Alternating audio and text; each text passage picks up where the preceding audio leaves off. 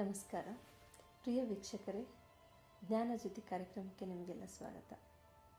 ನಾವು ಈ ಹಿಂದೆ ಈ ಖುಷಿ ಈ ಒಂದು ಸಬ್ಜೆಕ್ಟ್ ಮೇಲೆ ಡಿಸ್ಕಷನ್ ಮಾಡ್ತಾನೆ ಇದ್ವಿ. ಹೀಗೆ ಅದರಿಂದ ಹೊರಗೆ ಬರಬೇಕು ಅದೆಲ್ಲ ಆಯಿತು. ಈಗ ನಿನ್ನೆಷ್ಟು ನಾವು ಚರ್ಚೆ ಮಾಡಿದ್ದು ಜಲಸಿ, ಹೊಟ್ಟೆ ಕಿಚ್ಚು. ನಮಗೆ ಸಿಗ್ತಿದ್ರು ಪರವಾಗಿಲ್ಲ, ಇನ್ನೊಬ್ರಿಗೆ ಸಿಗ್ತಲ್ಲ ಅನ್ನೋ ಒಂದು ಫೀಲಿಂಗ್ನಲ್ಲಿ ನಮಗೆ ಇರಬೇಕಾದಂಥ ಒಂದು ಖುಷಿ, ಅದನ್ನು ನಾವು ನಾಶ ಮಾಡ್ಕೋತೀವಿ.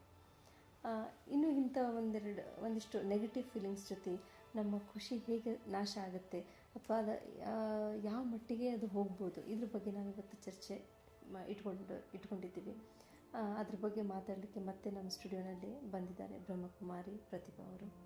ಈಗ ನಿಮ್ಮೆಲ್ಲರ ಪರವಾಗಿ ಅವರಿಗೆ ಕಾರ್ಯಕ್ರಮಕ್ಕೆ ಸ್ವಾಗತ ಮಾಡಿಕೊಂಡು ಕಾರ್ಯಕ್ರಮನ ಮುಂದುವರಿಸೋಣ.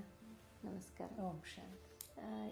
ಈಗಾಗಲೇ ನಾನು ಪ್ರಶ್ನೆ ನಮ್ಮ ವೀಕ್ಷಕರ ಪರವಾಗಿ ನನ್ನ ಪರವಾಗಿ ಕೇಳಾಗಿದೆ. ಜಲಸಿ ಅಂದರೆ ಯಾವಾಗ ನಮಗೆ ಸಿಗಲ್ಲ, ಇನ್ನೊಬ್ಬರು ಸಿಕ್ತು ಅಂದರೆ ಬೇಜಾರಾಗುತ್ತೆ. ಅದೇ ಥರ ಈಗ ಇನ್ನೂ ಮನಸ್ಸಿನಲ್ಲಿ ಬಂದಂಥ ಪ್ರಶ್ನೆ ಅಂದರೆ, ಎಲ್ಲ ಇದೆ ನಮ್ಮ ಹತ್ರ, ಒಳ್ಳೆ ಕೆಲಸ ಇದೆ, ಒಳ್ಳೆ ಫ್ಯಾಮಿಲಿ ಇದೆ, ಮಕ್ಕಳು ಚೆನ್ನಾಗಿದ್ದಾರೆ, ಏನು ಬೇಕು ಎಲ್ಲ ಅವಶ್ಯಕತೆ ನಮ್ಮ ಹತ್ರ ಇದೆ, ಆದರೂ ಈ ಖುಷಿಯಾಗಿರೋಕ್ಕೆ ಆಗ್ತಾಯಿಲ್ಲ. ಏನು ಕೇಳಿದ್ರು ಸಿಟ್ಟು ಬರುತ್ತೆ, ಬೇಜಾರಾಗುತ್ತೆ, ಏನೋ ಒಂದು ವಿ ಆರ್ ಲೂಸಿಂಗ್ ಸಮಥಿಂಗ್ ಅನ್ನೋ ಒಂದು ಭಾವನೆ. ಈ ಇರಿಟೇಬಿಲಿಟಿ ಅನ್ನೋ ಒಂದು ಇಶ್ಯೂ ಅಥವಾ ಒಂದು ಕಾರಣದಿಂದ ನಮಗೆ ಇರೋ ಸುಖನ ನಾವು ಅನುಭವಿಸ್ಲಿಕ್ಕೆ ಸಾಧ್ಯ ಆಗ್ತಾ ಇಲ್ಲ. ಇರಿಟೇಷನ್ ಅಥವಾ ಚಿಡ್ಚಿಡಪ್ಪನ್ ಅಂತ ನಾವೇನು ಹೇಳ್ತೀವಿ, ಸಣ್ಣ ಸಣ್ಣ ಮಾತಿಗೆ ಸಿಟ್ಟು ಮಾಡ್ಕೊಳ್ಳೋದು, ಬೇಜಾರು ಮಾಡ್ಕೊಳ್ಳೋದು, ಇದೆಲ್ಲ ಕ್ರೋಧದ ಒಂದು ಅಂಶನೇ. ಕ್ರೋಧ ಇದು ಸಿಟ್ಟು ಬರೋದು ಅಥವಾ ಇರಿಟೇಷನ್ ಆಗೋದು ನಾನು ಯಾವ ರೀತಿ ಅಪೇಕ್ಷಿಸಿದ್ದೀನಿ ಆ ರೀತಿ ಕೆಲಸ ಆಗದೆ ಇದ್ದಾಗ ಮೋಸ್ಟ್ಲಿ ಇದಾಗುತ್ತೆ. ಮತ್ತು ಯಾವ ಟೈಮಲ್ಲಿ ನಾನು ಅಪೇಕ್ಷಿಸಿದ್ದೀನಿ ಆ ಟೈಮಲ್ಲಿ ಆಗದೆ ಇದ್ದಾಗ ಇದಾಗುತ್ತೆ. ಬಟ್ ಆದ್ರೂ ಈಗ ಸಿಟ್ಟು ಅಥವಾ ಈ ಚಿಡ್ಚಿಡಾಪ ಎಷ್ಟರ ಮಟ್ಟಿಗೆ ನಮಗೆ ಉಪಯೋಗ ಇದೆ ಅಂತ. ಎನಿವೇ ಕೆಲಸ ಅಂತೂ ಆಗೋ ಟೈಮಿಗೆ ಆಗೋದಾ, ನಾವು ಮಾಡಿಸೋ ಟೈಮಿಗೆ ಮಾಡಿಸ್ಬೇಕಾ? ಮತ್ತು ಅದು ಆಗೋದಂತೂ ಸರಿ, ನಾವು ಹೇಳೋದು ಆಯಿತು, ಬಟ್ ಅದನ್ನೇ ನಾವು ಪ್ರೀತಿಯಿಂದ ಹೇಳಿದ್ರೆ ಹಾಗೆ ಆಗುತ್ತೆ ಅಲ್ಲಿ. But we R in loss. ನಾವು ಸಿಟ್ಟು ಮಾಡ್ಕೊಂಡೇ ಹೇಳಬೇಕಪ್ಪ, ನಾವು ಚಿಡ್ಚಿಡಾಪನ್ ಮಾಡ್ಕೊಂಡೇ ಹೇಳಬೇಕು ಅಂತ ನಾವು ಗುರಿ ಇಟ್ಟಿದ್ರೆ, ಅಥವಾ ನಾನು ಅದನ್ನೇ ಮಾಡ್ತೀನಿ ಅಂತ ಇದ್ದರೆ ಅದು ನನಗೆ ಬಿಡೋಕ್ಕಾಗಲ್ಲ, ಸಿಟ್ಟು ಸ್ವಾಭಾವಿಕ, ಸಿಟ್ಟು ಮಾಡಲೇಬೇಕ್ರಿ ಅಂತ ನಾವು ಇಟ್ಕೊಂಡ್ರೆ ದೇರ್ ಈಸ್ ಎ ಲಾಸ್. ಏನು ಲಾಸ್ ಆಗುತ್ತೆ ಅಂದರೆ, ಒಂದು ನಮ್ಮ ಸಂಬಂಧ ಕೆಡುತ್ತೆ. ಮೇನ್ ಮಕ್ಕಳ ಜೊತೆ ಇರ್ಬೋದು, ದೊಡ್ಡವ್ರ ಜೊತೆಗೆ ಇರ್ಬೋದು, ಅಥವಾ ನಾವು ವರ್ಕಿಂಗ್ ಪ್ಲೇಸಲ್ಲೇ ಇರ್ಬೋದು, ಒಂದು ಸಂಬಂಧ ಕೆಡುತ್ತೆ. ಸಂಬಂಧ ಕೆಡೋದ್ರಿಂದ ಮತ್ತು ಎರಡನೇ ಎಫೆಕ್ಟ್ ಏನಂತಂದರೆ, ಯಾವಾಗಲೂ ಈ ವ್ಯಕ್ತಿ ಸಿಟ್ಟು ಮಾಡ್ತಾನೆ ಇರ್ತಾನಪ್ಪ, ಸುಮ್ಮನೆ ಸಣ್ಣ ಸಣ್ಣ ಮಾತಿಗೆಲ್ಲ ಚಿಡಿ ಮಾಡ್ಕೊಳ್ತಾನೆ ಇರ್ತಾನಂತ ಅವ್ರು ನಮ್ಮ ಎದುರುಗಡೆ ಸುಳ್ಳು ಮಾತಾಡೋಕ್ಕೆ ಶುರು ಮಾಡ್ತಾರೆ. ಆ್ಯಕ್ಚುಲಿ ಸುಳ್ಳು ಕಲ್ತು ಬಿಡ್ತಾರೆ ಅವ್ರು. ಸತ್ಯವಾಗಿರೋದನ್ನು ನಮ್ಮ ಎದುರುಗಡೆ ಬಂದು ಎಕ್ಸ್ಪ್ರೆಸ್ ಮಾಡುವಂಥ ಪ್ರಯತ್ನನೇ ಮಾಡೋದಿಲ್ಲ ಅವರು. ಯಾಕಂದರೆ ಈಗ ಸತ್ಯ ಇದ್ದದ್ದಿದ್ದಂಗೆ ಹೇಳಿ ಇದ್ದದ್ದಿದ್ದಂಗೆ ತೋರಿಸಿ ನೋಡಿದ್ರು ಅವರು. ಅದು ನೋಡಿದಾಗ ರಿಸಲ್ಟ್ ಸರಿ ಬರಲಿಲ್ಲ. Means they are not rewarded. ಅವ್ರ ಸತ್ಯತೆಗೆ ರಿವಾರ್ಡ್ ಸಿಗಲಿಲ್ಲ. ಅದಕ್ಕಾಗಿ ನಾನು ಚಿಕ್ಕ ಮಾತುಗಳಿಗೆಲ್ಲ ಈ ಸಿಡಿಮಿಡಿ ಮಾಡ್ತಕ್ಕಂಥ ಸಂಸ್ಕಾರವನ್ನು ಇಟ್ಕೊಂಡ್ರೆ ಅಲ್ಟಿಮೇಟ್ಲಿ ನನಗೆ ಸಿಗ್ತಾ ಇರೋ ರಿಸಲ್ಟ್ ಏನಂತಂದರೆ ಮತ್ತೆ ಅಸತ್ಯತೆ ನನಗೂ ಸಿಗತ್ತೆ. ಮತ್ತು ನಾನು ನನ್ನ ಎದುರುಗಡೆ ಇರ್ತಕ್ಕಂಥ ವ್ಯಕ್ತಿಯನ್ನು ಅಸತ್ಯದ ಮಾರ್ಗದ ಕಡೆಗೆ ದಾರಿ ಬಟ್ಟು ಮಾಡಿ ತೋರಿಸ್ತಾವೆ ನೀನು. ಬಿಕಾಸ್ ನನಗೇನು ಸುಳ್ಳು ಹೇಳಿದ್ರೂ ಬರ್ತದಲ್ಲ, ನಾ ಮಾಡಿದ್ದೀನ್ರಿ ಅಂದರೆ ಮುಗಿದೋಯ್ತಪ್ಪ. ಆಫೀಸಲ್ಲಿ ಅಥವಾ ನಿಮ್ಮ ಮಕ್ಕಳು ನಿಮಗೆ ನಾವು ಮಾಡಿದ್ದೀನಿ ಅಂತ ಹೋಮ್ವರ್ಕ್ ಅಂದರೆ ಮುಗೀತು. ಅಥವಾ ನಿಮ್ಮ ಮನೆಯವಳು ಆಯ್ತು ರೀ ನಾ ಮಾಡೀನಿ ಮೇಡಮ್, ಅದನ್ನೇ ನೀವು ನಾಳೆ ನಿಮ್ಮ ಕಣ್ಮುಚ್ಚಿನೂ ಅವಳು ಮಾಡ್ಬೋದು, ಅಥವಾ ಅವಳು ಮರೆತು ಅದನ್ನು ಬಿಡ್ಬೋದು. ಅಂದರೆ ಇದು ಇರಿಟೇಷನ್ ಅಂತ ನಾವೇನು ಹೇಳ್ತೀವಿ, ಅದೊಂದು ನೆಗೆಟಿವ್ ವ್ಯಾಲ್ಯೂ ಇದೆ. ಅದನ್ನು ಕಡಿಮೆ ಮಾಡಿದರೆ ನಡೆಯಲ್ಲ, ಬೇರೆ ಸಮೇತ ಕಿತ್ತು ಹಾಕಬೇಕು ಅಂತ ನೀವು ಹೇಳ್ತೀರಿ. ಆದರೆ ಈಗಿನ ಬೇಡಿಕೆಗಳು, ಈಗಿನ ಈ ಟೈಮದ ನೀಡ್ ಅಂತ ನಾವಿದೆ, it's call of a time. ಎಲ್ಲ ಕೆಲಸ ಕಡಿಮೆ ಸಮಯದಲ್ಲಿ ನಾವು ಮಾಡಬೇಕು, ಎಲ್ಲ ಫಾಸ್ಟಾಗಿ ಆಗಬೇಕು. ಇದೆಲ್ಲ ಆಗಬೇಕು ಅಂತಂದರೆ ನಾವು ಸ್ವಲ್ಪ ನಮ್ಮಷ್ಟಕ್ಕೆ ನಮಗೇ ಕೆಲಸ ಜಾಸ್ತಿ ಕೊಡಬೇಕು. ಯಾವಾಗ ನಮ್ಮಷ್ಟಕ್ಕೆ ನಾವು ಕೆಲಸ ಜಾಸ್ತಿ ಕೊಡ್ತೀವಿ, ದೇಹಕ್ಕೆ ಕೆಲಸ ಆಗುತ್ತೆ, ಮನಸ್ಸಿಗೆ ವಿಶ್ರಾಂತಿ ಸಿಗಲ್ಲ, ದೇಹಕ್ಕೂ ವಿಶ್ರಾಂತಿ ಇಲ್ಲ. ಆವಾಗ ವಿಲ್ ಅಚೀವ್, ನಾವು ಏನು ಮಾಡ್ಬೇಕಂತ ಮಾಡ್ತಿದ್ದೀವಿ ಅದನ್ನು ಮಾಡ್ತೀವಿ, ನಾವು ಪಡ್ಕೋತೀವಿ. ಆದರೆ ಅದ್ರ ಜೊತೆಗೆ ಈ ಇರಿಟೇಬಿಲಿಟಿನೂ ತೊಗೊಂಡು ಹೋಗ್ತೀವಿ. ಇರಿಟೇಬಿಲಿಟಿ ನಮ್ಮ ಜೊತೆ ಬರ್ತಾ ಬರ್ತಾ ಒಂದಿನ ಫ್ರಸ್ಟ್ರೇಷನ್ ಬಂದುಬಿಡುತ್ತೆ. ಸಾಕಪ್ಪ ಈ ಜೀವನ, ಎಲ್ಲ ಬಿಟ್ಟು ಎಲ್ಲಾದರೂ ಒಂದಿನ ಹೋಗಿಬಿಡಬೇಕು, ಎಷ್ಟು ಮಾಡಿದರೂ ಈ ಜೀವನದಲ್ಲಿ ಸುಖ ಅನ್ನೋದೇ ಇಲ್ಲ, ನಾವು ಖುಷಿಯಾಗಿರೋಕ್ಕೆ ಸಾಧ್ಯ ಆಗ್ತಾನೇ ಇಲ್ಲ ಅಂತ ಭಾಳ ಜನ ಅನುಭವಿಸ್ತಿದ್ದಾರೆ. ಯಾವಾಗ ಸಿಟ್ಟು ಮಾಡ್ತಾ ಆ್ಯಕ್ಚುಲಿ ಚಿಡಿ ಆಗ್ತಾ ಎಲ್ಲಿಗೆ ಅದು ಬಂದು ನಿಲ್ಲುತ್ತೆ ಅಂತಂದರೆ, ನೀವು ಹೇಳಿದ್ರಲ್ಲ ಫ್ರಸ್ಟ್ರೇಷನ್ ಯಾಕಾಗ್ತದೆ ಅಂತಂದರೆ ಅಲ್ಲಿ ಈಗೋ ಬರುತ್ತೆ, ನನ್ನ ಮಾತು ಇವ್ರು ಕೇಳ್ತಾ ಇಲ್ಲ ಅನ್ನೋದು. ಫ್ರಸ್ಟ್ರೇಷನ್ ಅಂದರೆ ಒಂಥರ ಒಳಗೆ ಭಾವನೆಗಳು ತಿಕ್ಕಾಟದಲ್ಲಿ ಸಿಕ್ಕಾಕೊಂಡಿರೋದು ಮನಸ್ಸು. ಇದು ಯಾವಾಗಂದರೆ ಮೋಸ್ಟ್ಲಿ ನನಗೆ ಹಿಂಗೆ ಬೇಕಾಗಿದೆ, ಬಟ್ ಅವ್ರು ನನ್ನ ಮಾತು ಕೇಳ್ತಾಯಿಲ್ಲ. ನಾನು ಹಿಂಗೆ ಆಗಲಿ ಅಂತ ಬಯಸ್ತಾ ಇದ್ದೀನಿ, ಆದರೆ ಅವ್ರು ಪರ್ಪಸ್ಲಿ ಮಾಡ್ತಾ ಇಲ್ಲ, ನನ್ನ ಕಾಡಿಸ್ಬೇಕು ಅಂತ ಮಾಡ್ತಾ ಇಲ್ಲ ಅಂತ ಇಷ್ಟರ ಮಟ್ಟಿಗೆ ಆ ಭಾವನೆ ಹೋಗ್ತದೆ. ನಂತರ ಮೆನಿಯ ಟೈಮ್ಸ್ ಇದೆಲ್ಲ ಕಂಟಿನ್ಯೂ ಆಗಿ ಮತ್ತೆ ಹೆಟ್ರೆಡ್ ಮತ್ತು ರಿಸೆಂಟ್ಮೆಂಟಲ್ಲೂ ಕೂಡ ಪರಿವರ್ತನೆ ಆಗುತ್ತೆ. ಇಷ್ಟಿಗೆ ಉಳಿಯೋದಿಲ್ಲ, ಇದು ಪುನಃ ತಿರಸ್ಕಾರ ಮತ್ತು ರಿಸೆಂಟ್ಮೆಂಟಿನ ರೂಪವನ್ನು ಕೂಡ ತಾಳ್ತದೆ. ಇಲ್ಲಿ ಈ ತಿರಸ್ಕಾರದ ಭಾವನೆ ಬಂದಾಗ ಆ್ಯಕ್ಚುಲಿ ನಾವಲ್ಲಿ ಭಾಳಷ್ಟು ದೂರನೇ ಸರಿಬಿಟ್ಟಿರ್ತೀವಿ. ಮತ್ತು ರಿಸೆಂಟ್ಮೆಂಟ್ ಅಂತಂದರೆ ಅದನ್ನು ಬಿಟ್ಟರೆ ಇನ್ನೊಂದು ವಿಚಾರಣೆ ಬರಲ್ಲ. ಯಾವ ನೋವು ಅಥವಾ ಯಾವ ಒಂದು ದುಃಖವನ್ನು ನಾವು ಅನುಭವಿಸಿರ್ತೀವಿ, ಅಲ್ಲಿ ರೆಸೆಂಟ್ಮೆಂಟಲ್ಲಿ ಮೋಸ್ಟ್ಲಿ ನನ್ನನ್ನು ಬೇರೆ ಇಟ್ಟರು ಅಥವಾ I was deprived of some of my rights ಅನ್ನುವಂಥ ಭಾವನೆಯಲ್ಲಿ ಬರುತ್ತೋ ಅದಕ್ಕೆ ರಿಸೆಂಟ್ಮೆಂಟ್ ಅಂತ ಹೇಳಾಗುತ್ತೆ. ಅಂದರೆ ನನಗೆ ಸಿಗಬೇಕಾಗಿರುವಂಥ ಅಧಿಕಾರ ಅಥವಾ ಹಕ್ಕು ನಂಗೆ ಸಿಗಲಿಲ್ಲ. ಈಗ ರಿಸೆಂಟ್ಮೆಂಟ್ ಬರೋದು ಯಾವಾಗ ಅಂತಂದರೆ, ನನ್ನ ಎದುರುಗಡೆ ಇರ್ತಕ್ಕಂಥ ವ್ಯಕ್ತಿ ಅಧಿಕಾರದಲ್ಲಿದ್ದಾರೆ ಅಥವಾ ನನಗಿಂತ ದೊಡ್ಡವರಿದ್ದಾರೆ. ಅದಕ್ಕೆ ಈ ಒಂದು ಸಂದರ್ಭದಲ್ಲೂ ಕೂಡ ಈ ರೆಸೆಂಟ್ಮೆಂಟ್ ಅಂದರೆ ಆ್ಯಕ್ಚುಲಿ ಅದೊಂದು ಥರದ ನೋವು, ಬಟ್ ಅಬ್ಸೆಸಿವ್ ಕಂಪಲ್ಸಿವ್ ಥಿಂಕಿಂಗ್ ಆಗಿಬಿಡತ್ತೆ. ಅಂದರೆ ಆ ಒಂದು ನನಗೆ ಸಿಕ್ಕಿಲ್ವೋ ಅಥವಾ ನನ್ನನ್ನು ಇವ್ರು ದುರುಪಯೋಗ ಮಾಡಿಕೊಂಡ್ರು ಅಥವಾ ನನಗೆ ಕೊಡಬೇಕಾದದನ್ನು ಕೊಡಲಿಲ್ಲ ಅನ್ನೋದು ಎಷ್ಟರ ಮಟ್ಟಿಗೆ ಅದು ತಲೆಯಲ್ಲಿ ಸುತ್ತಾ ಇರ್ತದಂದರೆ, ಅದನ್ನು ಬಿಟ್ಟರೆ ಇನ್ನೊಂದು ಯಾವ ವಿಚಾರನೂ ಬರಲ್ಲ. ಇನ್ನೊಂದು ಕಡೆ ನಾವು ಕಾನ್ಸಂಟ್ರೇಟ್ ಮಾಡಬೇಕಂತಂದ್ರೂ ಕೂಡ ನಮ್ಮ ಕಾನ್ಸಂಟ್ರೇಷನ್ ಡೈವರ್ಟ್ ಮಾಡೋಕ್ಕೆ ಆ ಸಮಯದಲ್ಲಿ ಈವನ್ ಥ್ರೂ TV, ಫಿಲಿಮ್, ಪಿಕ್ನಿಕ್ಸ್ ಏನು ಬೇಕಾದ ಮಾಡಿದ್ರು ಕೂಡ ನೀವೇನು ಸಣ್ಣ ಪುಟ್ಟ ವಿಷಯಗಳನ್ನು ನಾನು ಹ್ಯಾಪಿನೆಸ್ಗೋಸ್ಕರ ಮಾಡ್ತೀನಿ ಅಂತ ಮಾಡೋಕ್ಕೆ ಸಾಧ್ಯ ಇದೆ. ಏನೋ ಹೊಸ ಬಟ್ಟೆ ತಂದು ಹಾಕ್ಕೊಂಡ್ವಿ, ಏನೆಲ್ಲ ಅದು ಯಾವುದರಿಂದನೂ ಆ ಟೈಮಲ್ಲಿ ಅದು ಸಾಧ್ಯ ಆಗಿದೆ. ಅಷ್ಟು ಡೀಪಾಗಿ ಈ ನೆಗೆಟಿವ್ ವಿಚಾರಗಳ ಎಫೆಕ್ಟ್, ಅದು ದುಃಖ, hatred, resentment is the deepest. ಅದಕ್ಕೆ ಆ ಸಂದರ್ಭದಲ್ಲಿ there is only one way that I have to change my thoughts. I have to sit and meditate. ನಾನು ನನ್ನ ಮೇಲೆ ಅವಾಗ ಟೈಮ್ ಕೊಟ್ಟು, ನನಗೋಸ್ಕರ ನಾನು ಟೈಮ್ ಕೊಟ್ಟು ಅವಾಗ ನಾನು ಅದನ್ನು ನನ್ನಲ್ಲಿರ್ತಕ್ಕಂಥ ರೆಸೆಂಟ್ಮೆಂಟನ್ನು ತೆಗಿಬೇಕು. ಬೇಕಂದರೆ ಇದು ಥಾಟ್ಸಿನ ಪ್ರಾಬ್ಲಮ್. ಈ ಥಾಟ್ಸ್ ಕಂಪಲ್ಸಿವ್ ಥಿಂಕಿಂಗ್ ಆಯ್ತದ ನನಗೆ. ಅದಕ್ಕೆ ಆ ಕಂಪಲ್ಸರಿ ಥಿಂಕಿಂಗನ್ನು ನೀವು ಬೇರೆ ಎಲ್ಲಾದರೂ ಆ ಟೈಮ್ದಲ್ಲಿ ಡೈವರ್ಟ್ ಮಾಡ್ತೀನಿ ಅಂತಂದರೂ ಕೂಡ ಡೈವರ್ಟ್ ಮಾಡಿ ಆ ಟೈಮಲ್ಲಿ ನಾನು ಅದರಲ್ಲಿ ಮಗ್ನ ಆಗ್ತೀನಿ ಅಂತಂದರೂ ಇಟ್ ಈಸ್ ಸೊ ಇಂಪಾಸಿಬಲ್ ಆ ಸ್ಟೇಜ್ ಕೆಲವ್ರಿಗೆ ಬರುತ್ತೆ. ಆವಾಗ ಅದನ್ನು ನಾವು ಮೆಡಿಟೇಷನಲ್ಲಿ ನಾವು ಅನೇಕ ಎಪಿಸೋಡ್ಸಲ್ಲಿ ಈಗಾಗಲೇ ಮಾಡಿದ್ದೀವಿ. ಅದನ್ನು ಸ್ಲೋ, ನಮ್ಮ ಥಾಟ್ಸನ್ನು ನಾವು ಸ್ಲೋ ಮಾಡ್ತಾ ಅದನ್ನು ನಾವು ನಂತರ ಹೇಗೆ ಯಾವುದೇ ಒಂದು ಗಾಡಿ ನೋಡ್ರಿ ಬಹಳ ತುಂಬ ಸ್ಪೀಡಲ್ಲಿರುತ್ತೆ, 100 ಅಥವಾ ಈವನ್ 40ಸಲ್ಲೂ ಕೂಡ ನಾನು ನೋಡ್ತೀನಿ, 40 ಸ್ಪೀಡಲ್ಲೂ ಕೂಡ ನಾನೇ ಅನುಭವ ಮಾಡಿದ್ದೀನಿ. ಒಂದು ಗಾಡಿಯಲ್ಲಿ ಕೂತ್ಕೊಂಡಾಗ ಆಕ್ಸಿಡೆಂಟ್ ರೂಪದಲ್ಲಿ ವೆನ್ ವಿ ಆರ್ ದೇರ್, ಆ ಸ್ಪೀಡಲ್ಲೂ ಒಂದು ಶಾರ್ಪ್ ಟರ್ನ್ ಇದ್ದಾಗ ನೀವು ತೆಗೆದುಕೊಳ್ಳೋಕ್ಕಾಗಲ್ಲ. We have to slow down lots. ಭಾಳಷ್ಟು ಸ್ಲೋ ಮಾಡಿದಾಗಲೇ ನಾವೊಂದು ಟರ್ನ್ ತೊಗೊಳಕ್ಕೆ ಸಾಧ್ಯತೆ. ಅದೇ ರೀತಿ ನಮ್ಮ ಮನಸ್ಸು ಕೂಡ, ನಮ್ಮ ಮನಸ್ಸಿನಲ್ಲಿರ್ತಕ್ಕಂಥ ವಿಚಾರಗಳು ರೆಸೆಂಟ್ಮೆಂಟಲ್ಲಿದ್ದಾಗ ತುಂಬ ವೇಗವಾಗಿ ಫಾಸ್ಟಾಗಿ ಹೋಗ್ತಾ ಇರುತ್ತೆ.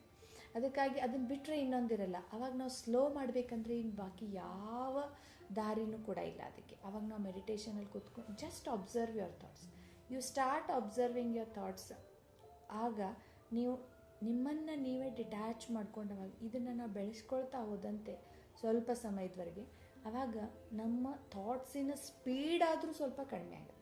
ಅಂದರೆ ಈ ನೆಗೆಟಿವ್ ಥಾಟ್ಸ್ ಆದಂಥ ಜೆಲಸಿ, ಇರಿಟೇಬಿಲಿಟಿ, ಇದ್ರ ಜೊತೆಗೆ ಬಂದಂಥ ಫ್ರಸ್ಟ್ರೇಷನ್, ಇದಕ್ಕಿಂತ ಆಳವಾಗಿರೋದು ರಿಸೆಂಟ್ಮೆಂಟ್ ಅಂತ ನೀವು ಹೇಳಿದಿರಿ. ಆದರೆ ಸಾಕಷ್ಟು ಜನ ಈಗೆಲ್ಲ ಕಾನ್ಷಿಯಸ್ ಆಗ್ತಾ ಇದ್ದಾರೆ. ನಾವು ಖುಷಿಯಾಗಿರಬೇಕು, ನಾವು ಸಂತೋಷದಿಂದ ಇರಬೇಕು, ಸಿಗೋ ಒಂದು ಜೀವನ ಚೆನ್ನಾಗಿ ಕಳಿಬೇಕು, ಈ ಥರ ಎಲ್ಲ ಭಾವನೆ ಇದ್ದವರು ಖುಷಿಯಾಗಿರೋದಕ್ಕೆ ಏನೆಲ್ಲ ಪ್ರಯತ್ನ ಮಾಡ್ತಾರೆ. ಗೊತ್ತಾಗಿದೆ ಈ ಹೊತ್ತಿಗೆ ಇಷ್ಟೊಂದು ನಾವು ಡಿಸ್ಕಷನ್ ಮಾಡಿದಾಗ the happiness is not associated with the object, with the person, ಇದೆಲ್ಲ ನಾವು ಅರ್ಥಕೊಂಡ್ವಿ. ಇದಾದಮೇಲೂ ಕೂಡ ನಾವು ಖುಷಿಯಿಂದ ಇರಬೇಕು ಅಂತ ಎಷ್ಟೇ ಪ್ರಯತ್ನ ಮಾಡಿದರೂ ಕೂಡ ಏನೂ ಕಾರಣ ಇಲ್ಲ, ಏನೂ ಬೇಡವಾದ ಘಟನೆ ನಮ್ಮ ಜೊತೆ ನಡೆದಿಲ್ಲ, ನಮ್ಗೆ ಬೇಕು ಅಂದದ್ದು ನಮ್ಮ ಕಡೆ ಇಲ್ಲ ಅನ್ನೋ ಪ್ರಶ್ನೆಯೂ ಇಲ್ಲ. ಆದರೂ ಕೂಡ ಖುಷಿಯ ಅನುಭವ ಮಾಡ್ಕೊಳ್ಳಿಕ್ಕೆ ನಮ್ಮ ಕಡೆಯಿಂದ ಆಗ್ತಾ ಇಲ್ಲ. ಎಲ್ಲ ಇದೆ, there is no anything negative which is drawing our happiness. ಆದರೂ ಕೂಡ ಆ ಖುಷಿ ಅನುಭವ ನಮ್ಗೆ ಆಗ್ತಾನೆ ಇಲ್ಲ. When there is I need some disturbance to make me unhappy, I need something to make me happy also. ಇಲ್ಲಿವರೆಗೆ ನಾವು ಎಕ್ಸ್ಟರ್ನಲ್ ಥಿಂಗ್ಸ್ ಅಂತ ತಿಳ್ಕೊಂಡಿದ್ವಿ, ವಸ್ತು ವೈಭವ ಹೊರಗಡೆಯಿಂದ ತೊಗೊಂಡಿದ್ವಿ. ಬಟ್ ಇದು ಯಾವುದೂ ಇಲ್ಲ, ಇದನ್ನು ಕೂಡ ನಾವು ಅಲ್ಲಪ್ಪ ಅಂತ ತಿಳ್ಕೊಂಡ್ರೂ ಕೂಡ ಇನ್ನೂ ಏನೋ ಇದೆ ನಾವು ಹ್ಯಾಪಿ ಆಗಬೇಕಾದ್ರೆ. That is to know my own self. ನಾನು ಯಾರು? ಈಗ ಇನ್ನರ್ ಫೋಕಸ್ ನಾವು ಮಾಡಲೇಬೇಕು. ನಾನು ಸುಮ್ಮನೆ ಕೂತ್ಕೊಂಡಿರ್ತೀನಿ, ಎಕ್ಸ್ಟರ್ನಲ್ ಫೋಕಸ್ ಬಿಟ್ಬಿಟ್ಟೆ, ಆಯಿತು ಇದರಲ್ಲಿಲ್ಲ ಎಲ್ಲ ಇದ್ರೂ ಕೂಡ ಟೆಂಪ್ರವರಿ.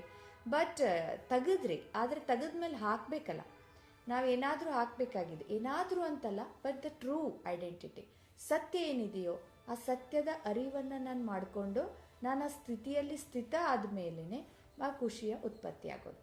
ಯಾಕಂದರೆ ಖುಷಿ ಯಾವುದರಿಂದ ಸಿಗ್ತಾ ಇದೆ ಅದನ್ನು ನಾನು ಈಗ ನೆಡಬೇಕಾಗಿದೆ. ಸೊ ಈಗ ನಮ್ಮ ನೆಕ್ಸ್ಟ್ ಸ್ಟೆಪ್ ಏನು ಅಂತಂದರೆ, ಈಗ ನಾವು ಮೆಡಿಟೇಷನ್ ಕಡೆಗೆ ತುಂಬ ಸಮಯದಿಂದ ತಾವೆಲ್ಲ ಮೆಡಿಟೇಷನ್ ಅಂತ ಈ ಶಬ್ದ ಕೇಳ್ತಾ ಬಂದಿದ್ದೀರಿ. ಹಾಗೆ ಮೆಡಿಟೇಷನ್ ಅಂತಂದರೆ ಏನು, ಮೆಡಿಟೇಷನ್ ನಾವು ಯಾವ ರೀತಿ ಮಾಡಬೇಕು ಅನ್ನೋದನ್ನು ಈಗ ನಾವು ತಿಳ್ಕೊಳ್ಬೇಕಾಗಿದೆ. ಅಂದರೆ ನಾವು ಖುಷಿಯಾಗಿರಬೇಕು ಅಂತಂದರೆ ಫಸ್ಟ್ ನಮ್ಮನ್ನು ನಾವು ಅರ್ಥಕೋಬೇಕು. ನಾನು ಯಾರು, ನನ್ನ ಐಡೆಂಟಿಟಿನ ನಾನು ತಿಳ್ಕೋಬೇಕು. ಸೊ ಇದಕ್ಕೆ ತಿಳ್ಕೊಳ್ಳೋದಕ್ಕೆ ಒಂದು ದಾರಿ ಅಂದರೆ ಮೆಡಿಟೇಷನ್ ಅಂತ ನೀವು ಹೇಳ್ತಿದ್ರಿ. ನಾನು ಸುಮಾರು ಒಂದು 2-2.5 ತಿಂಗಳಿಂದ ಮೆಡಿಟೇಷನ್ ಪ್ರಾಕ್ಟೀಸ್ ಮಾಡ್ತಾನೆ ಇದ್ದೀನಿ. ಮೆಡಿಟೇಷನಲ್ಲೂ ಎಷ್ಟು ವೆರೈಟೀಸ್ ಇದೆ, I don't have any idea about it. ಆದರೆ ನಾನು ಮಾಡೋ ಮೆಡಿಟೇಷನ್ ಯಾವ ಥರ ಅಂದರೆ, ರಿಲ್ಯಾಕ್ಸಾಗಿ ಕೂತ್ಕೊಳ್ಳೋದು, ಕಣ್ಣು ಮುಚ್ಕೊಳ್ಳೋದು, ಕೈಯೆಲ್ಲ ಫೋಲ್ಡ್ ಮಾಡೋದು, ಬ್ರೆತ್ ಮೇಲೆ ಕಾನ್ಸಂಟ್ರೇಟ್ ಮಾಡೋದು, ಜಸ್ಟ್ ಹಾಲ್ಟ್ ಯುವರ್ ಥಾಟ್ಸ್, ಆಮೇಲೆ ಬ್ರೀದಿಂಗ್ ಮೇಲೆ ನಾವು ಕಾನ್ಸಂಟ್ರೇಷನ್ ಮಾಡೋದು. ಸೊ ಈ ಥರ ಕಾನ್ಸಂಟ್ರೇಷನ್ ಮಾಡಿದಾಗ ತುಂಬಾ ಚೇಂಜಸ್ನ ಅನುಭವ ಮಾಡಿಕೊಂಡಿದ್ದೇನೆ. ಇನ್ನೂ ಏನು ಇದರಲ್ಲಿ ನಾವು ಚೇಂಜಸ್ ಮಾಡ್ಕೊಳ್ಳಿಕ್ಕೆ ಸಾಧ್ಯ ಇದೆ, ಅಥವಾ ವೆರೈಟೀಸ್ ಏನಿದೆ? ಈಗ ಪ್ರಪಂಚದಲ್ಲಿ ಕೆಲವು ಮುಖ್ಯ ಥರದ ಮೆಡಿಟೇಷನ್ಗಳನ್ನು ಮಾಡ್ತಾರೆ. ಹೇಗೆ ನೀವು ಬ್ರೆತ್ ಮೇಲೆ ಕಾನ್ಸಂಟ್ರೇಷನ್ ಮಾಡೋದು, ಅದಕ್ಕೆ ಪ್ರಾಣಾಯಾಮ ಅಂತಲೂ ಹೆಸರಿದೆ. ಅದರ ಜೊತೆಗೆ ಯಮ ನಿಯಮ ಅಂತ ಇದೆ, ಹಾಗೆ ಜಪ ಮೆಡಿಟೇಷನ್ ಅಂತಿದೆ, ಮಂತ್ರ ಮೆಡಿಟೇಷನ್ ಅಂತಿದೆ.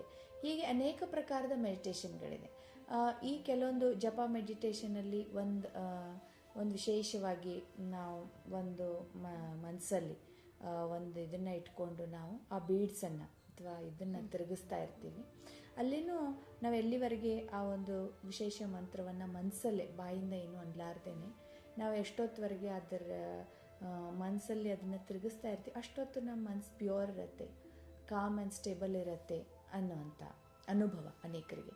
ಅದೇ ರೀತಿ ಮಂತ್ರ ಮೆಡಿಟೇಷನಲ್ಲಿ ಓಂ ನಮಃ ಶಿವಾಯನು ಅಥವಾ ಇನ್ಯಾವುದೋ ಹರೇ ರಾಮ ಹರೇ ಕೃಷ್ಣ ಅನೇಕ ಶಬ್ದಗಳನ್ನು ಯೂಸ್ ಮಾಡ್ತಾ ಜನ ಅದನ್ನು ಜಪ ಮಾಡ್ತಾರೆ, ಆ ಒಂದು ಹೋಲಿ ಮಂತ್ರವನ್ನು ಅಂತ ಹೇಳ್ತಾ. ಅಂದರೆ ಅಲ್ಲಿವರೆಗೂ ನಾವು ಅದನ್ನಂತ ಇರೋವರೆಗೂ ನಮ್ಮ ಮನಸ್ಸಲ್ಲಿ ಯಾವುದೇ ಥರದ ಕೆಟ್ಟ ವಿಚಾರಗಳು ಬರಲ್ಲ ಅಂತ. ಮತ್ತು ನೀವು ಕೂಡ ಬ್ರೆತ್ ಹೋಲ್ಡ್ ಮಾಡ್ತಕ್ಕಂಥ ಅಥವಾ ಬ್ರೆತ್ತಿನ ಮೇಲೆ ಕಾನ್ಸಂಟ್ರೇಷನ್ ಮಾಡ್ತಕ್ಕಂಥ ಮೆಡಿಟೇಷನನ್ನು ಮಾಡ್ತಾಯಿದ್ರಿ. ಹೀಗೆ ಯಮ ನಿಯಮ ಅಂತಲೂ ಕೂಡ ಒಂದಿದೆ. ಯಮ ನಿಯಮ ಅಂತಂದರೆ ನಮ್ಮ ಪ್ರತಿನಿತ್ಯ ಜೀವನದಲ್ಲಿ ನಾವು ಜೀವನಕ್ಕಾಗಿ ಕೆಲವೊಂದು ನಿಯಮಗಳನ್ನು ನಾವು ಹಾಕ್ಕೊಂಡಾಗ ಇನ್ನೂ ವಿಸ್ತಾರವಾಗಿ ಬರುತ್ತೆ, ಬಟ್ ನಾನು ಶಾರ್ಟಾಗಿ ಹೇಳ್ತಾ ಇದ್ದೀನಿ. ಆ ಜೀವನಕ್ಕಾಗಿ ಕೆಲವೊಂದು ನಿಯಮಗಳನ್ನು ನಾವು ಹಾಕ್ಕೊಂಡಾಗ ಅದು ಆವಾಗಲೂ ನಮ್ಮ ಅಥವಾ ಮೆಡಿಟೇಷನ್ಗಾಗೇ ಬೇಕಾಗಿರ್ತಕ್ಕಂಥ ಒಬ್ಬ ಯೋಗಿಗೆ ಬೇಕಾಗಿರ್ತಕ್ಕಂತಹ ಅಥವಾ ಸಾಮಾನ್ಯ ಮನುಷ್ಯನಿಗೂ ಬೇಕಾಗಿರುವಂಥ ಕೆಲವು ನಿಯಮಗಳನ್ನು ಹಾಕ್ಕೊಂಡಾಗಲೂ it is very helpful to concentrate our mind ಅಂತ. ಬಟ್ ಇಲ್ಲಿ ನಾವು ಹೇಳ್ಕೊಡ್ತಾ ಇರುವಂಥ ಯೋಗ ಇದು ರಾಜಯೋಗ ಆಗಿದೆ. ಅಂದರೆ ರಾಜಯೋಗ ಅಂತಂದರೆ ಹೆಸರನ್ನೇ ಸೂಚಿಸ್ತಾ ಇದೆ, ರಾಜ ಯೋಗ ಅಂದರೆ ಎಲ್ಲ ಯೋಗಗಳ ರಾಜ ಅಂತ. ಅಂದರೆ ಎಲ್ಲ ನಾವು ಇಲ್ಲಿವರೆಗೆ ಯೋಗಗಳನ್ನು ಕೇಳಿದ್ವಿ ಅಥವಾ ನಾವಿಲ್ಲಿ ಹೇಳದೇ ಇದ್ರೂ ಕೂಡ ಉಳಿದಂಥ ಎಲ್ಲ ಯೋಗಗಳಲ್ಲಿ ನಮಗೇನು ಲಾಭ ಆಗ್ತದೋ ಆ ಎಲ್ಲ ಲಾಭ ಒಂದೇ ಯೋಗದಲ್ಲಿ ನಮಗಾಗತ್ತೆ, ಇವನ್ ಮೋರ್ ದೆನ್ ದ್ಯಾಟ್ ರಾಜಯೋಗ. ಅದಕ್ಕೆ ರಾಜ ಪ್ಲಸ್ ಯೋಗ. ರಾಜ ಈ ಶಬ್ದದ ಅರ್ಥ ಅಂದರು ಕಿಂಗ್ ಅಂತ, ರಾಜ ಸುಪ್ರೀಂ ಸುಪೀರಿಯರ್, ಮತ್ತು ನನ್ನ ಮೇಲೆ ಅಥವಾ ಆಳುವಂಥವನು ದ ರೂಲರ್ ಅಂತ. ಇನ್ನು ಯೋಗ ಅಂತಂದರೆ ಯೋಗ ಈ ಶಬ್ದದ ಅರ್ಥ ಆಗಿದೆ ಕನೆಕ್ಷನ್, ಕಮ್ಯುನಿಕೇಷನ್, ಸಂಬಂಧ, ಪ್ರೀತಿ ಅಂತ.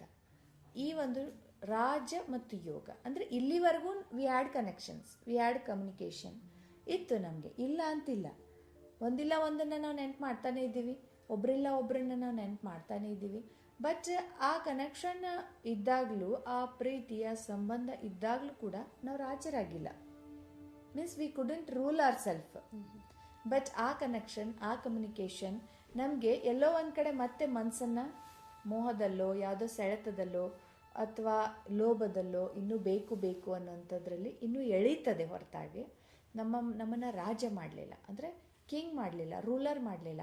ಅದಕ್ಕೆ ಹಾಗಾದರೆ ನಾವು ಈ ವಸ್ತು ವೈಭವ ವ್ಯಕ್ತಿಗಳ ಜೊತೆಗೆ ನಮ್ಮದೇನು ಯೋಗ ಇದೆ, ಯೋಗ ಅಂದರೆ ನೆನಪು, ಸಂಬಂಧ, ಅದನ್ನು ನಾವು ತೆಗೆದು ಮತ್ತು ಯಾವುದರದ ಜೊತೆಗೆ ಜೋಡಿಸಿದಾಗ, ಯಾರ ಜೊತೆಗೆ ಅಥವಾ ಯಾವುದರ ಜೊತೆಗೆ ಜೋಡಿಸಿದಾಗ ನಾವು ರಾಜಯೋಗಿಗಳಾಗ್ತೀವಿ ಅಂತ.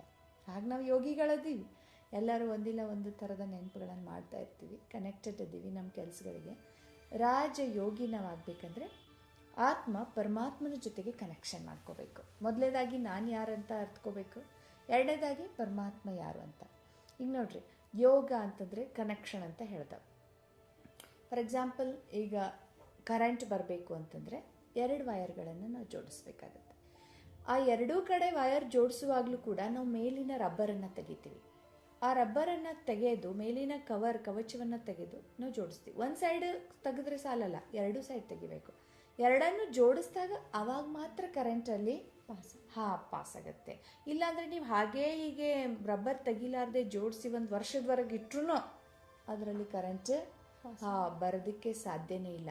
ಅದೇ ರೀತಿಯಾಗಿ ಬೌದ್ಧ ಸೈಡ್ಸಿಗೆ ನಾವು ತಿಳ್ಕೊಬೇಕು, ನಾನು ಯಾರು, ನಾನು ಯಾರ ಜೊತೆಗೆ ಯೋಗ ಇಡ್ತಾ ಇದ್ದೀನಲ್ಲ ಪರಮಾತ್ಮ, ಅವ್ರು ಯಾರು, ಇಬ್ಬರು ನಾವು ಯಾರು ಅಂತ ನಾವು ತಿಳ್ಕೊಬೇಕಾಗಿದೆ.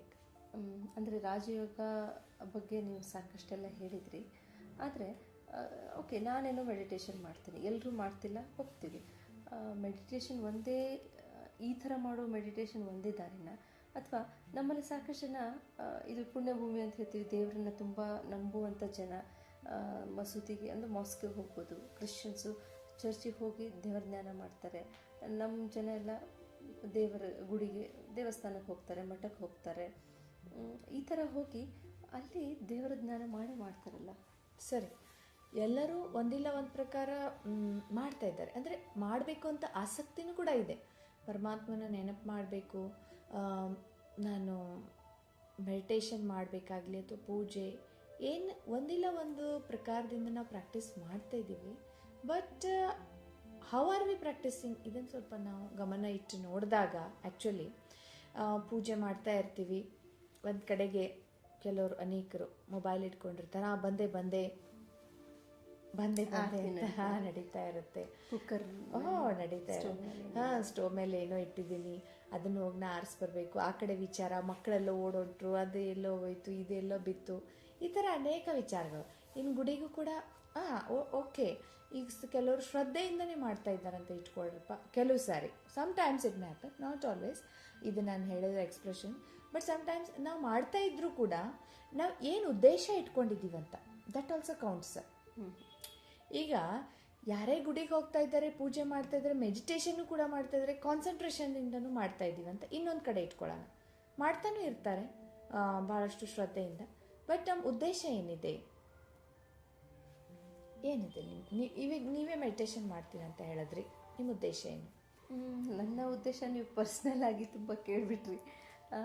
ನನ್ನ ಉದ್ದೇಶ ನಾನು ತುಂಬ ಸಂತೋಷದಿಂದ ಇರಬೇಕು. ನಾನು ಏನು ಅನ್ಕೋತೀನಿ ಅದನ್ನು ಸಕ್ಸಸ್ಫುಲ್ ಆಗಿ ನಾನು ಪಡ್ಕೋಬೇಕು. That's enough. ಹಾಂ, ಬಟ್ ನೋಡಿ, ಹೀಗೆ ಎಲ್ಲರದೂ ಉದ್ದೇಶ ಏನಿರುತ್ತೆ ಅಂದರೆ, ನನಗೆ ಮಕ್ಕಳು ಸಿಗಲಿ, ನೌಕರಿ ಸಿಗಲಿ, ನಂಗೆ ಜಾಬ್ ಸಿಗಲಿ, ಅಥವಾ ನಾನು ಎಕ್ಸಾಮಲ್ಲಿ ಪಾಸ್ ಆಗಲಿ, ಅಥವಾ ನನ್ನ ಮನೆ ನನ್ನ ಸ್ವಂತ ಮನೆ ಆಗಲಿ, ಅಥವಾ ನಾನು ಇಂಥ ಜಾಬ್ ಸೇರ್ಕೊಳ್ಬೇಕು, ಇದೇ ಥರ. ಅಂದರೆ ಎವ್ರಿಬಡಿ ಇಸ್ ಗೋಯಿಂಗ್, ಅಥವಾ ಸ್ವಲ್ಪ ನನಗೆ ಶಾಂತಿ ಸಿಗಲಿ, ಖುಷಿ ಸಿಗಲಿ, ಆನಂದ ಸಿಗಲಿ. ಬಟ್ ಇಲ್ಲಿ ನಾವು ಸ್ವಲ್ಪ ಥಿಂಕ್ ಮಾಡಿದಾಗ ನೋಡಿ, ನಾವಿದೆಲ್ಲ ಸಿಗಲಿ, ಪಡ್ಕೊಳ್ಬೇಕು ಅಂತಲೇ ಇದ್ದೀವಿ. But nobody is going and doing for personal improvement. ನಾನು ಸುಧಾರಿಸ್ಬೇಕು, ನಾನು ಇಂಪ್ರೂವ್ ಆಗಬೇಕು, ನಾನು ಚೇಂಜ್ ಆಗಬೇಕು.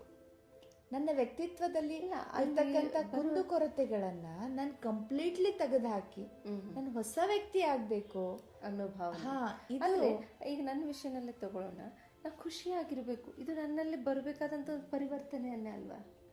ಅದೇ, ಈಗ ನೀವು ಖುಷಿಯಾಗಿರ್ಬೇಕು ಅನ್ನೋದ್ರ ಜೊತೆಗೆ ನೀವು ಮುಂದೆ ಇನ್ನು ಸಾಕಷ್ಟಿದೆ ಜೋಡಿಸಿದ್ರಲ್ಲ, ನನಗೆ ಇದು ಸಿಗ್ಲಿ, ಅದು ಸಿಗ್ಲಿ, ಅದು ಸಿಕ್ಕರೇನೆ ನಾನು ಖುಷಿ ಇರೋದು ಅಂತ ಅಂದಂಗೆ ಆಕ್ಚುಲಿ ಅದೇ ನಾನು ಹೇಳಕ್ಕೆ ಪ್ರಯತ್ನ ಮಾಡ್ತಿದ್ದೆ. ಮೀನ್ಸ್ ಮತ್ತು ಅಗೇನ್ ನಾವು ಮೆಟೀರಿಯಲಿಸ್ಟಿಕ್ ವೇದಲ್ಲಿ ಮಾಡ್ತಾ ಇದ್ದೀವಿ ಇದನ್ನು ಕೂಡ ಅಂತ, ಮೆಡಿಟೇಷನ್ ಅನ್ನು ಕೂಡ ಅಥವಾ ಪೂಜೆ ಪುನಸ್ಕಾರನು ಕೂಡ. So we have to take it in a right way. ಅಷ್ಟೇ ಅಂದರೆ ನಾವು ಮಾಡ್ತಾ ಇರೋದನ್ನೇ ನಾನು ಇಂಪ್ರೂವ್ ಆಗಬೇಕು, ನಾನು ಸೆಲ್ಫ್ ಪರಿವರ್ತನೆ ಆಗಬೇಕು. ಆ ಪವರೆಲ್ಲ ನನ್ನ ಪರಿವರ್ತನೆಗೆ ಆಯಿತು ಅಂದರೆ actually when I am improving, all those things come to me naturally.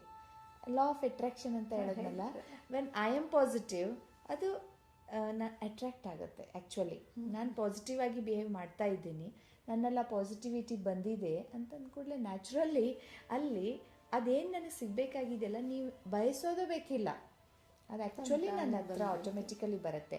But we R on the wrong side. ನಾವು ಅದು ಒಂದೊಂದೇ ಬೇಕು, ಪರಮಾತ್ಮ ನಮಗೆ ಇಷ್ಟೆಲ್ಲ ಕೊಡ್ಬೇಕಂತಿದ್ದಾರೆ, ಬಟ್ ನಾನು ಇಷ್ಟೇ ಕೊಡು ಸಾಕು ಅಂದಾಗೆ. So we are very selective. ನಮಗೆ ಸಿಗೋದು ತುಂಬಾ ಇದೆ ಮುಂಚೆ ಅಷ್ಟೇ ಅಲ್ಲ, but we are going in a wrong way also, and that selective thing also we are not going to get if we are going in this direction. So ಮುಂಚೆ ಗೊತ್ತಾಯ್ತು, ನಾವು ವಿಜುವಲೈಸ್ ಏನು ಮಾಡ್ತೀವಿ, again we are limiting there ಅಂತ ಹೇಳಿ ಇವನ್ here ಮುಂಚೆ. So ಈಗ ಗೊತ್ತಾಯ್ತು ನಮ್ಗೆ ಸಿಗೋದು ತುಂಬಾನೇ ಇದೆ, ಆದರೆ ನಾವು ಹೋಗ್ತಾ ಇರೋ ದಾರಿ ತಪ್ಪಾಗಿದೆ. ಎಷ್ಟು ಸಿಗಬೇಕು ಅಷ್ಟು ಒಂದೇದು ಲಿಮಿಟೇಷನಲ್ಲಿ ಸಿಗುತ್ತೆ, ಯಾಕಂದರೆ ನಾವು ಎಕ್ಸ್ಪೆಕ್ಟ್ ಮಾಡ್ತಾ ಇರೋದು ಕಡಿಮೆ. ಅದ್ರ ಜೊತೆಗೆ ಏನು ಸಿಗಬೇಕು ಅದು ಕೂಡ ಸಿಗದೇನೆ ವಂಚಿತರಾಗ್ತೀವಿ, ಯಾಕಂದರೆ ನಾವು ತೊಗೊಂಡಿದ್ದಂಥ ದಾರಿ ತಪ್ಪು ದಾರಿ ಅಂತ. ಸರಿ, because our base is something different ಅಲ್ಲ. ಯಾಕಂದರೆ ನಮ್ಮ ಈ ಒಂದು ನೇಚರಿನ ಲಾ ಇದೆ, ಯೋಗ್ಯ ವ್ಯಕ್ತಿಗೆ ಯೋಗ್ಯವಾಗಿರ್ತಕ್ಕಂಥ ಸಮಯದಲ್ಲಿ ಆ ಯೋಗ್ಯವಾಗಿರ್ತಕ್ಕಂಥ ಯೋಗ್ಯತೆ ಅನುಸಾರ ಅವರಿಗೆ ಅದೇನು ಸಿಗಬೇಕು ಅದು ಸಿಕ್ಕೇ ಸಿಗುತ್ತೆ. ಟೈಮ್ನು ಅದು ಬರಬೇಕು, ಮತ್ತು ಅದರ ಜೊತೆಗೆ ಯೋಗ್ಯತೆ ಬರಬೇಕು. ಆ ಯೋಗ್ಯತೆ ಮತ್ತು ಆ ಸಮಯ ಕೂಡಿ ಬಂದಾಗ ಅದು ಆಕ್ಚುಲಿ ಅದು ನಡೆದು ಹೋಗುತ್ತೆ, ಸಿಕ್ಕೇ ಸಿಗುತ್ತೆ. We don't have to run behind. ಅದನ್ನ ಬಿಸಿಲು ಕುದುರೆ ಅಂತ ನೀವೊಂದು ಶಬ್ದ ಯೂಸ್ ಮಾಡೋದಿಲ್ಲ. Actually we don't have to run like that. ಆದರೆ ಅದು ನಮ್ಮ ಬೆನ್ ಹತ್ತು ಬರುತ್ತೆ. ಓಕೆ, ಸೊ ಯಾವಾಗ ನಾವು ಸರಿ ದಾರಿಯಿಂದ ಒಂದು ಸರಿಯಾದ ರೀತಿಯಲ್ಲಿ ನಾವು ಮೆಡಿಟೇಷನ್ ಮಾಡಿದರೆ ಅಲ್ಲಿ ಮಟೀರಿಯಲಿಸ್ಟಿಕ್ ಆಗಿ ನಾವು ಆಸೆ ಪಡೆದೇ ಒಂದು ಒಳ್ಳೆಯ ಜ್ಞಾನಿ ಆದರೆ ನಮಗೇನು ಸಿಗಬೇಕು ಅದು ಸರಿಯಾದ ಸಮಯಕ್ಕೆ ಅದು ಸಿಕ್ಕೇ ಸಿಗುತ್ತೆ, ಸರಿಯಾದ ರೀತಿಯಲ್ಲಿ ಸರಿಯಾದ ಕ್ವಾಂಟಿಟಿನಲ್ಲಿ ಅದು ನಮ್ಮ ಹತ್ರ ಬಂದೇ ಬರುತ್ತೆ ಅಂತ ಎಂಥ ಒಳ್ಳೆಯ ವಿಚಾರ ಹೇಳಿದ್ರಿ. ಈಗ ಮೆಡಿಟೇಷನ್ದಿಂದ ಆಗುವಂಥ ಲಾಭಗಳು ಅನೇಕ ರೀತಿಯಲ್ಲಿ ನಾವು ತಿಳ್ಕೊಂಡ್ವಿ. ಸ್ವಂತ ಅನುಭವನೂ ನನಗೆ ಹೇಳುತ್ತೆ. ನಾನೊಬ್ಬಳು ನನ್ನ ಫ್ಯಾಮ್ಲಿನಲ್ಲಿ ಮಾಡ್ತೀನಿ, ಇದೇ ಥರ ಎಲ್ಲರೂ ಮಾಡಬೇಕು ಅಂದರೆ ಆ ಅಟ್ಮಾಸ್ಫಿಯರ್ ಕ್ರಿಯೇಟ್ ಆಗಬೇಕಲ್ಲ. ಈಗ ನೋಡಿ, ಒಂದು ಫ್ಯಾಮಿಲಿ ಲೆವೆಲ್ದಲ್ಲಿ ಅಥವಾ ಒಂದು ಆಫೀಸ್ ಲೆವೆಲಲ್ಲಿ ಅಥವಾ ಒಂದು ಗ್ರೂಪ್ ಲೆವೆಲಲ್ಲಿ ಯಾವುದೇ ವಿಷಯವನ್ನು ನಾವು ತೆಗೆದುಕೊಂಡು ಬರೋ, ಮೆಡಿಟೇಷನ್ನೇ ಆಗಿರ್ಬೋದು ಅಥವಾ ಇನ್ಯಾವುದೇ ಇರ್ಬೋದು, ನಾವಲ್ಲಿ ಎನ್ವೈರ್ಮೆಂಟ್, ಆ್ಯಕ್ಚುಲಿ ಮೆಡಿಟೇಷನ್ ಉದ್ದೇಶನೂ ಕೂಡ ಒಂದು ಕಮ್ಯುನಿಟಿಯಲ್ಲಿ ವಾತಾವರಣ, ಎನ್ವೈರ್ಮೆಂಟ್ ಕ್ರಿಯೇಟ್ ಮಾಡಬೇಕು ಅಂತ, ಪಾಸಿಟಿವ್ ಎನರ್ಜಿ. ಆ ಪಾಸಿಟಿವ್ ಎನರ್ಜಿ ಕ್ರಿಯೇಟ್ ಮಾಡೋಕ್ಕೆ ಈಗ ನೀವು ಒಂದು ಗ್ರೂಪನ್ನು ತೆಗೆದುಕೊಂಡಾಗ, ಫ್ಯಾಮಿಲಿ ಮೆಂಬರ್ಸನ್ನು ತೆಗೆದುಕೊಂಡಾಗ, we have to take respect them, even your children. ನೀವು ಅವರಿಗೆ ಇಷ್ಟು ಗೌರವ ಕೊಟ್ಟು ಅವ್ರ ಒಪಿನಿಯನ್ಸನ್ನು ನೀವು ಒಂದು ಎನ್ವೈರ್ಮೆಂಟ್ ಕ್ರಿಯೇಟ್ ಮಾಡೋಕ್ಕೆ ತೆಗೆದುಕೊಡು. See when you are saying, ನೀವು ಹೇಳ್ತೀರಿ ನೀ ಟಿ ವಿ ನೋಡಬೇಡ ಅಂತ. ನಾನು ಇಲ್ಲದೇ ಇದ್ದಾಗ ಅಂದರೆ ನೀ ಟಿ ವಿ ನೋಡಬೇಡ ಅಂತ ನೀವು ಹೇಳಿದ್ರಿ. ಟಿ ವಿ ನೋಡಬೇಡ ಅಂದಾಗ ಅವರು ಆ್ಯಕ್ಚುಲಿ ನೋಡೇ ಬಿಡ್ತಾರೆ. ನಮ್ಮ ಮಮ್ಮಿ ಬರೋಕ್ಕಿಂತ ಮುಂಚೆ ನಾ ಎಲ್ಲ ನೋಡಿ ಮುಗಿಸ್ಬೇಕು ಅಂತ ಅಂದರೆ ಮುಚ್ಚಿ ಆದರೂ ಮಾಡೋರೇ ಅವರು. ಬಟ್ ಇನ್ಸ್ಟೆಡ್ ನೀವು ಅವ್ರನ್ನೆಲ್ಲರನ್ನೂ ಸೇರಿಸ್ಕೊಂಡು ಆ ಗ್ರೂಪ್ನಲ್ಲಿ, ಅಂದರೆ you are only making rules. ನೀವಷ್ಟೇ ರೂಲ್ಸ್ ಮಾಡ್ತಾ ಇದ್ದೀರಿ, ಅವ್ರನ್ನಲ್ಲಿ ತಗೊಳ್ಳಿಲ್ಲ, ಇನ್ಕ್ಲೂಡ್ ಮಾಡಲಿಲ್ಲ. ಹಾಂ, ಬಟ್ ಅವ್ರನ್ನ ಇನ್ಕ್ಲೂಡ್ ಮಾಡಿ ನೀವು ರೂಲ್ಸ್ ಮಾಡಿದ್ರೆ ಅಂದರೆ ವಿ ಆಲ್ ವಿಲ್ ಸಿ, ಅಂದರೆ ದಟ್ ಮೀನ್ಸ್ ದಟ್ ನೀ ಟಿ ವಿ ನೋಡಬೇಡ, ನಾನು ಮಾತ್ರ ನೋಡ್ತೀನಿ ಅಂದಂಗೆ ಆಯ್ತದು ಇಂಡೈರೆಕ್ಟ್ಲಿ. ಸೊ ನೀವು ಅವ್ರಿಗೆ ಈ ಥರ ಹೇಳಿದ್ರೆ ನಾವೆಲ್ಲರೂ 2 ತಾಸು ಟಿ ವಿ ನೋಡೋಣ, ಸೊ ಓಕೆನಾ ಅಂತ ಅವ್ರನ್ನ ನೀವು ಕೇಳಿ, may be they are young but still children have lot of ಇದು ಎಬಿಲಿಟಿ ಆ್ಯಂಡ್ ಅಂಡರ್ಸ್ಟ್ಯಾಂಡಿಂಗ್. ಮತ್ತು ನೀವು ಅವ್ರನ್ನ ಯಾವಾಗ ದೊಡ್ಡವರಂತ ಟ್ರೀಟ್ ಮಾಡ್ತೀರಿ, mostly they will do it. And when you are including them, ನಿಮ್ಮ ಆಫೀಸ್ ಇರ್ಬೋದು, ನಿಮ್ಮ ಮನೆ ಇರ್ಬೋದು, ನಾವು ಅವ್ರನ್ನ ಇನ್ಕ್ಲೂಡ್ ಮಾಡಿ ರೂಲ್ಸ್ ಮಾಡ್ತೀವಲ್ಲ, ಹೀಗೆ ಮಾಡೋನಲ್ಲ, ಇಸ್ ಇಟ್ ಓಕೆ ಅಂತ ಫಾರ್ ಆಲ್ ಆಫ್ ಅಸ್ ಅಂದಾಗ, means my mummy will be doing it, so I too will do, and I have made the rules ಅಂದಾಗ, even if you are gone somewhere else, ಈಗ ಇಲ್ಲಿ ಬಂದಿದ್ದೀರಿ, ಆಫೀಸ್ಗೆ ಹೋಗಿದ್ದೀರಿ, ಎಷ್ಟೋ ಕಡೆ ಹೋಗ್ತೀರಿ, they will follow because they have made it. So ಇದ್ರ ಕಡೆಗೆ ನಾವು ಸ್ವಲ್ಪ ಗಮನ ಕೊಡ್ಬೇಕು. Otherwise someone wants to be the boss, you or your husband or your somebody else. Otherwise ನೀವಿಲ್ಲದೆ ಇದ್ದಾಗ ಮಕ್ಕಳೇ ಬಾಸ್ ಆಗಿರ್ತಾರೆ ಎಲ್ಲರ ಮೇಲೆ, ಹಾಗೆ ಅಷ್ಟೇ. Otherwise we have to take the opinion or we respect ಅಷ್ಟೇ. ನಮ್ಮಲ್ಲಿ ಎಷ್ಟೊಂದು ತಪ್ಪು ಕಲ್ಪನೆಗಳು ಮನೆ ಮಾಡ್ಕೊಂಡಿದ್ದಾವೆ. ಅಂದರೆ ನಮ್ಮ ಮನೆಯಲ್ಲಿ ನಾವು ಏನಾದರೂ ಒಂದು ಇಂಪ್ಲಿಮೆಂಟ್ ಮಾಡಬೇಕು, ಏನೋ ಒಂದು ಹೊಸದು ಒಂದು ಪದ್ಧತಿ ಶುರು ಮಾಡಬೇಕು ಅಂದರೆ, ನಾನು ಒಪ್ಪಿದ್ರೆ ಆಯ್ತಲ್ಲ, ಇದು ನನಗೆ ಇಷ್ಟ, ನನ್ನ ಮನೇಲಿ ಇದೇ ಥರ ನಡಿಬೇಕು, ಅಥವಾ ನನ್ನ ಪತಿಗೆ ಇಷ್ಟ ಆಯಿತು ಇದೇ ಥರ ನಡಿಬೇಕು, I am the boss, we are the boss, I am the boss, ಇದೇ ಥರ. ಆದರೆ ನಮಗಿಂತ ವಯಸ್ಸಿನಲ್ಲಿ ಚಿಕ್ಕ ಇರೋರು, ಅವ್ರದ್ದು ಅಷ್ಟೇ ಇಂಪಾರ್ಟೆನ್ಸ್ ಇದೆ, because they are also the part of the family. ಅವ್ರಿಗೂ ನಾವು ರೆಸ್ಪೆಕ್ಟ್ ಕೊಡಲೇಬೇಕು, ಅವರ ಅನಿಸಿಕೆಗಳ ಬಗ್ಗೆ ನಾವು ಕಾಳಜಿ ಕೊಡಲೇಬೇಕು. ಆವಾಗ ಮಾತ್ರ ನಾವು ಮನೆಯಲ್ಲಿ ಏನೇ ಒಂದು ನಿಯಮಾವಳಿ ಮಾಡಿಕೊಂಡ್ರೂ ಕೂಡ ಅದು ಸಕ್ಸಸ್ಫುಲ್ ಆಗಿ ನಡೆಯುತ್ತೆ. ನಿಯಮ ಅಂದ ತಕ್ಷಣ ನಾವೇನಿಲ್ಲಿ ಟೈಮಿಂಗ್ ರಿಸ್ಟ್ರಿಕ್ಷನ್ ಆ ಥರ ಏನೂ ಬೇಡ, ಒಂದು ಒಳ್ಳೆ ಪದ್ಧತಿನ ಅಳವಡಿಸ್ಕೊಳ್ಳೋದಕ್ಕೆ ಯಾಕೆ ನಾವು ಇದೊಂದು ಹೊಸ ಹೆಜ್ಜೆ ಎಲ್ಲರೂ ಸೇರಿ ಇಡಬಾರ್ದು. ಫ್ಯಾಮಿಲಿನಲ್ಲಿ ಮಕ್ಕಳಿಗೆ ರೆಸ್ಪೆಕ್ಟ್ ಕೊಟ್ಟು ಮೆಡಿಟೇಷನ್ನಿಂದ ಆಗುವಂಥ ಲಾಭಗಳೇನು, ಅದರಿಂದ ಒಳ್ಳೆಯದೇನೇನಾಗುತ್ತೆ, ಇದನ್ನೆಲ್ಲ ಹೇಳ್ತಾ ಹೋದರೆ ಡೆಫಿನೆಟ್ಲಿ ಯಾರಿಗೂ ನಮ್ಗೆ ಒಳ್ಳೇದಾಗುತ್ತೆ ಅಂದರೆ ಯಾರೂ ಹೆಜ್ಜೆ ಹಿಂದಿಡಲ್ಲ. ಸಣ್ಣ ಮಕ್ಕಳು ಹಿಡ್ಕೊಂಡು ಹೇಳ್ತಿದ್ದೀವಿ, ಹಿಂದೆ ಇಡಲ್ಲ. So let and when I am doing it, ನಾನು ಒಂದು ಉದಾಹರಣೆ ಅವ್ರ ಎದುರುಗಡೆ ಇರುವಾಗ, so they don't go for in search, ಬೇರೆ ಯಾರು ಮಾಡ್ತಿದ್ದಾರೆ ನೋಡೋಣ, ಅವ್ರು ನೋಡ್ಬಿಟ್ಟು ನಾವು ಕಲಿಯೋಣ, ಈ ಥರ ಬರಲ್ಲ. ಫಾಸ್ಟ್ ಆಗುತ್ತೆ. ಆಮೇಲೆ ಎಲ್ಲರೂ ಸೇರಿ ಮಾಡೋದ್ರಿಂದ ಅದೊಂಥರ ಖುಷಿನೂ ಕೊಡುತ್ತೆ. ಈ ಒಂದು ಒಳ್ಳೆ ವಿಚಾರ ಇಟ್ಕೊಂಡು, ಅದೇ ಬ್ರಹ್ಮಕುಮಾರರಂತ ಪ್ರತಿಭಾ ಅವರು ಹೇಳಿದರು, ಬರೀ ಮೆಡಿಟೇಷನ್ ಜೊತೆಗೆ ಇನ್ನೂ ನಾವು ತಿಳ್ಕೊಬೇಕಾಗಿದ್ದು ಆತ್ಮ, ಪರಮಾತ್ಮ, ಇದೆಲ್ಲ ವಿಷಯ. ಸೊ ಇದನ್ನು ಮುಂದಿನ ಸಂಚಿಕೆಯಲ್ಲಿ ವಿಸ್ತಾರವಾಗಿ ತಿಳ್ಕೊಳ್ಳೋಣ. ನಮಗೆ ಇಷ್ಟೆಲ್ಲ ವಿಚಾರಗಳನ್ನು ಹೇಳಿಕೊಟ್ಟಂಥ ಪ್ರತಿಭಾ ಅವರಿಗೆ ಅನಿಸುತ್ತಾ ಧನ್ಯವಾದ. ಈ ಕಾರ್ಯಕ್ರಮವನ್ನು ಮುಗಿಸ್ತೀವಿ. ನಮಸ್ಕಾರ.